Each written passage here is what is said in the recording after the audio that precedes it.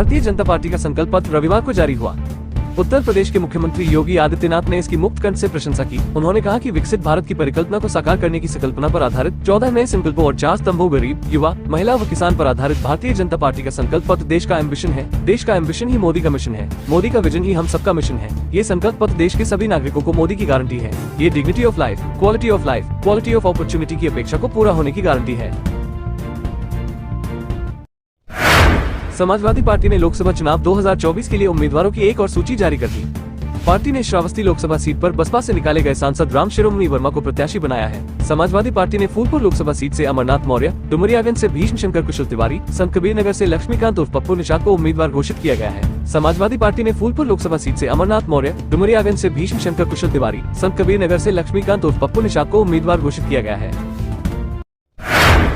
Samajwadi party गठबंधन ने निवर्तमान सांसद राम शिरोमणि वर्मा पर विश्वास जताते हुए उन्हें श्रावस्ती से प्रत्याशी बनाया है। 2019 के लोकसभा चुनाव में उन्होंने सपा बसपा गठबंधन से चुनाव लड़कर जीत दर्ज की थी। मूल रूप से अकबरपुर के रहने वाले राम शिरोमणि वर्मा को लोकसभा चुनाव 2019 में समाजवादी पार्टी, बहुजन समाज पार्टी और राष्ट्रीय लोकदल के महागठबंधन का प्रत्याशी बनाया गया था। श्रावस्ती निर्वाचन क्षेत्र से उन्होंने बहुजन समाज पार्टी के प्रतीक पर चुनाव लड़े और जीत दर्ज की।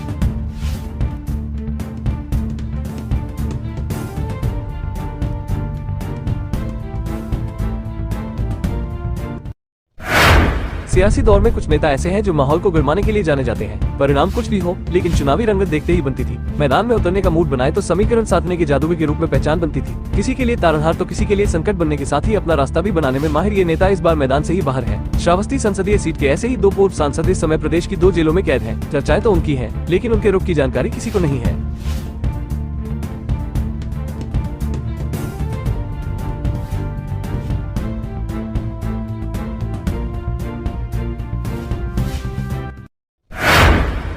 बहराइच लोकसभा सीट पर अभी बसपा ने प्रत्याशी नहीं उतारा है। पार्टी किसी मुस्लिम चेहरे पर दांव लगाने की तैयारी में है। सपा व भाजपा ने अभी तक मोर्चेबंदी कर दी है। भाजपा ने लगातार तीसरी बार प्रत्याशी बदलकर नए चेहरे पर दांव लगाया है। सपा ने भी इसी फॉर्मूले को आजमाया है। बसपा अभी तक प्रत्याशी घोषित नहीं कर सकी है। फिलहाल लगातार 2 चुनाव में धमाकेदार जीत हासिल करने वाली भाजपा हैट्रिक की तैयारी में है, लेकिन गठबंधन की ओर से सपा की मोर्चेबंदी पहले से कहीं ज्यादा बेहतर है। ऐसे में चुनावी समर में रोमांचक संग्राम नजर आएगा। हार जीत काफी हद तक बसपा के रुख पर भी निर्भर करेगा।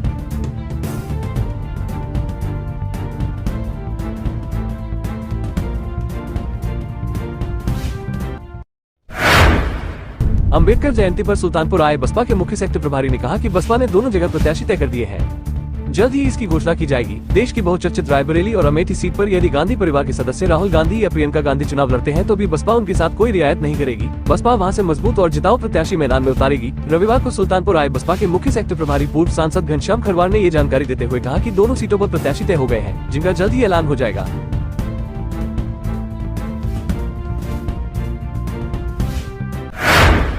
उत्तर प्रदेश के आगरा में एक वक्त ऐसा भी था जब डकैतों का राजनीति में दखल था।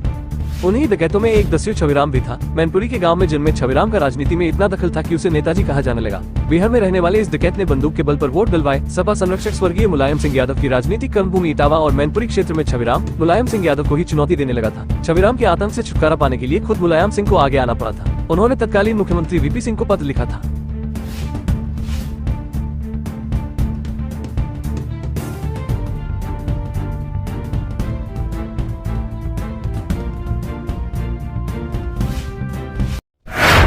'सपा कांग्रेस नहीं बसपा से भाजपा को मिली कड़ी टक्कर। भाजपा के चुनावी रणनीतिकार अब भले ही वाराणसी संसदीय सीट को अपनी परंपरागत सीट मानते हो, लेकिन एक समय ऐसा भी था जब इस सीट को जीतने में पार्टी प्रत्याशी के पसीने छूट गए थे। राष्ट्रीय राजनीति में कद्दावर छवि रखने वाले डॉक्टर मुरली मनोहर जोशी को यहाँ मुख्तार अंसारी से कड़ी टक्कर मिली थी। मतदान के दिन अंतिम दौर में हिंदू मतों के ध्रुवीकरण के चलते जोशी की नया पार लगी थी। वर्ष 2009 का लोकसभा चुनाव कई मायने में अहम था।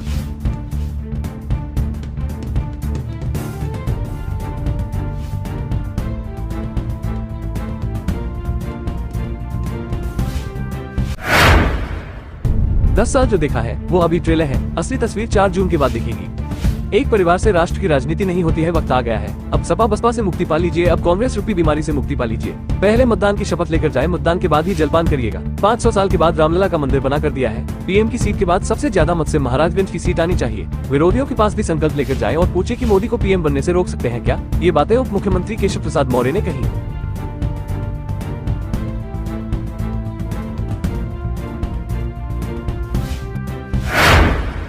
लोकसभा चुनाव में समाजवादी पार्टी के पिछड़ा दलित अल्पसंख्यक पीडीए से मुकाबला करने के लिए पिछड़ा दलित मुस्लिम पीडीएम न्याय मोर्चा का गठन करने वाले AIMIM chief Asaduddin Owaisi UP में खुद के सिंबल पर प्रत्याशी नहीं उतारेंगे। चुनाव के लिए तैयार प्लान के तहत ओवैसी की पार्टी के उम्मीदवार अपना दल कमेरावादी के सिंबल पर ही चुनाव मैदान में उतरेंगे। ओवैसी के करीब 1 दर्जन उम्मीदवारों को पल्लवी की पार्टी से ही लड़ाने की तैयारी है। ये प्रत्याशी उन सीटों पर ही चुनाव लड़ेंगे जिन सीटों पर मुस्लिम मतदाताओं की संख्या अधिक होगी।